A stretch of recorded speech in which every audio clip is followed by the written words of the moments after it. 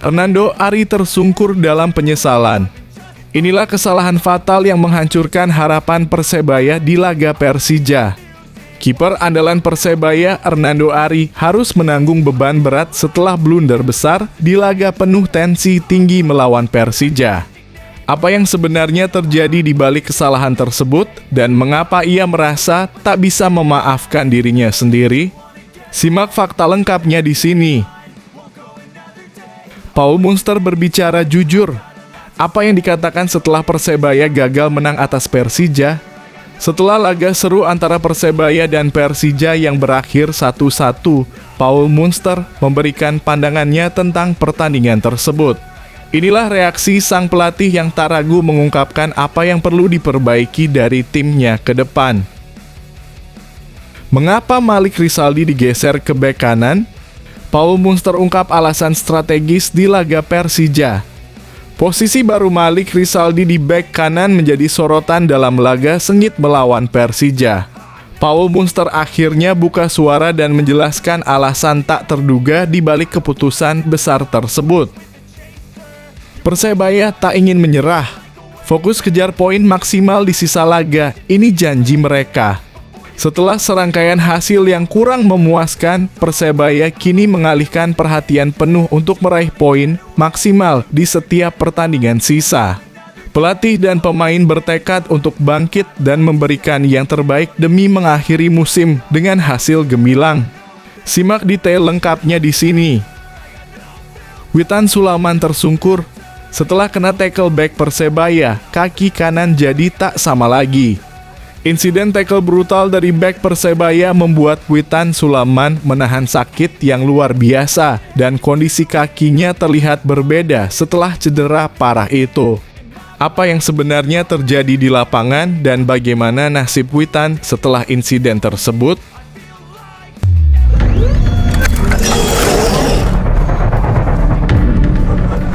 Mohon subscribe channel ini agar tidak ketinggalan info Persebaya Surabaya terbaru. Hernando Ari tersungkur dalam penyesalan. Inilah kesalahan fatal yang menghancurkan harapan Persebaya di laga Persija. Kiper andalan Persebaya, Hernando Ari, harus menanggung beban berat setelah blunder besar di laga penuh tensi tinggi melawan Persija. Apa yang sebenarnya terjadi di balik kesalahan tersebut dan mengapa ia merasa tak bisa memaafkan dirinya sendiri? Simak fakta lengkapnya di sini. Kiper Persebaya Surabaya, Hernando Ari, menyesal dan kecewa karena membuat kesalahan lawan Persija Jakarta. Buntut kesalahan itu, Bajul Ijo hanya mampu menahan imbang Macan Kemayoran. Persebaya Surabaya menahan imbang Persija Jakarta dalam laga pekan ke-28 Liga 1 2024/2025 di Stadion Utama Gelora Bung Karno (SUGBK) Senayan, Jakarta, Sabtu (12 April 2025). Persebaya dipaksa puas dengan skor 1-1 dalam laga ini. Dalam laga ini, Hernando Ari mengaku membuat kesalahan sehingga Persebaya harus kebobolan. Penjaga gawang Persebaya itu mengaku membuat kesalahan hingga akhirnya Raihan Hanan mencetak gol dari sudut sempit ke gawang Bajul Ijo pada menit ke-61. Gol itu tercipta saat Hernando Ari membuat keputusan ceroboh karena ia keluar dari kotak penalti untuk mengamankan bola.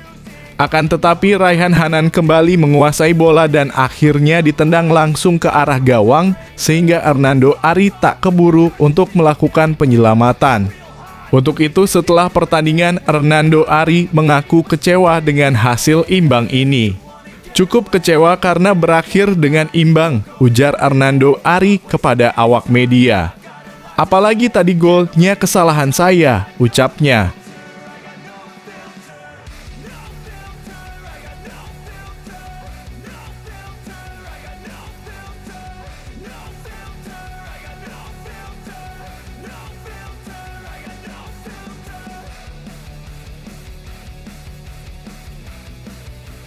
Paul Munster berbicara jujur. Apa yang dikatakan setelah Persebaya gagal menang atas Persija? Setelah laga seru antara Persebaya dan Persija yang berakhir 1-1, Paul Munster memberikan pandangannya tentang pertandingan tersebut. Inilah reaksi sang pelatih yang tak ragu mengungkapkan apa yang perlu diperbaiki dari timnya ke depan. Persebaya membawa pulang 1 poin dari kandang Persija dalam pertandingan pekan ke-28 Liga 1 di Stadion Gelora Bung Karno, Senayan, Jakarta, Sabtu 12 April 2025. Pertandingan berakhir dengan skor 1-1. Gol Raihan Hanan di menit ke-62 disamakan Flavio Silva 3 menit kemudian. Pelatih Persebaya Paul Munster mengatakan kedua tim bermain bagus. Persebaya maupun Persija sama-sama berjuang keras untuk meraih kemenangan sepanjang pertandingan. Munster menambahkan sejatinya timnya memiliki peluang besar mencetak gol lagi. Tetapi upaya tersebut gagal, sehingga harus puas membawa pulang 1 poin. Munster mengatakan timnya akan langsung fokus terhadap pertandingan berikutnya melawan Madura United di Stadion Gelora Bung Tomo 20 April mendatang. Munster akan mempersiapkan tim memaksimal kesempatan bermain di kandang untuk meraih poin penuh.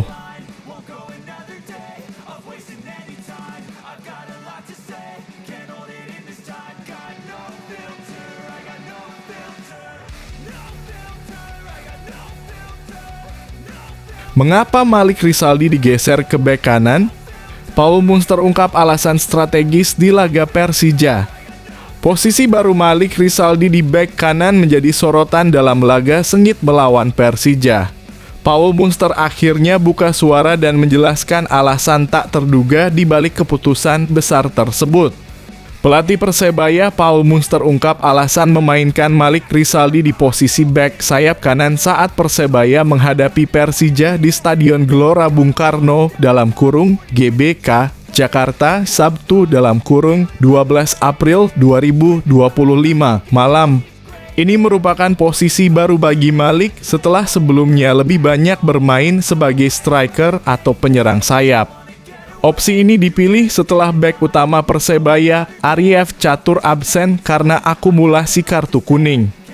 Murni strategi taktis untuk pertandingan ini. Bisa dibilang berusaha memainkan pemain terbaik masuk ke dalam tim, kata Paul Munster. Semua pasti tidak akan menduga Malik bermain di bek kanan, tambahnya. Pada laga yang berakhir 1-1 itu, Malik Rizaldi sukses menjalankan peran barunya, tidak tergantikan selama 90 menit.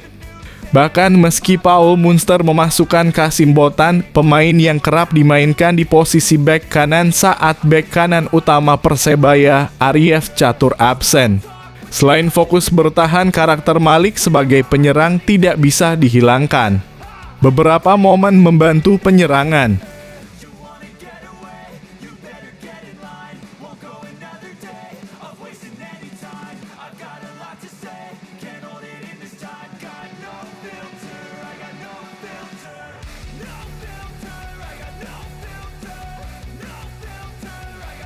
Persebaya tak ingin menyerah. Fokus kejar poin maksimal di sisa laga, ini janji mereka. Setelah serangkaian hasil yang kurang memuaskan, Persebaya kini mengalihkan perhatian penuh untuk meraih poin maksimal di setiap pertandingan sisa. Pelatih dan pemain bertekad untuk bangkit dan memberikan yang terbaik demi mengakhiri musim dengan hasil gemilang. Simak detail lengkapnya di sini. Persebaya Surabaya masih memiliki peluang besar untuk bersaing di papan atas klasemen Liga 1 menyusul sisa 6 pertandingan yang akan mereka jalani. Pelatih Persebaya Paul Munster menyatakan timnya akan terus berjuang keras meraih 3 poin di setiap laga untuk bisa merangkak ke posisi lebih tinggi. Jadi yang pasti, seperti yang selalu saya katakan, kami akan terus berjuang untuk 3 poin. Karena bagi kami liga belum berakhir. Tim-tim yang Anda tahu masih kehilangan poin dan kami akan evaluasi untuk mengejar 3 poin di pertandingan lain. Ungkap Munster. Senin 14/4/2025. Pelatih asal Irlandia Utara berusia 43 tahun itu juga menegaskan kepada para pemainnya pentingnya evaluasi dan pembenahan pasca tiap pertandingan demi mempertahankan mentalitas kemenangan. Jadi kami akan terus berjuang, itulah mentalitasnya. Jadi seperti yang saya katakan, Madura benar-benar berbeda, imbuhnya. Unster mengakui persaingan di papan atas Liga 1 musim ini sangat ketat. Karena itu strategi permainan harus terus diperbarui dan mental tim diperkuat, baik saat bertanding di kandang maupun tandang.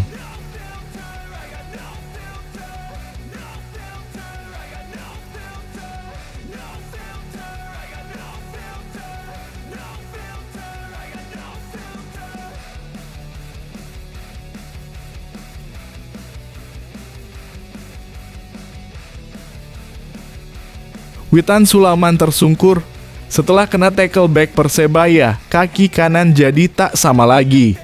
Insiden tackle brutal dari back Persebaya membuat Witan Sulaiman menahan sakit yang luar biasa dan kondisi kakinya terlihat berbeda setelah cedera parah itu.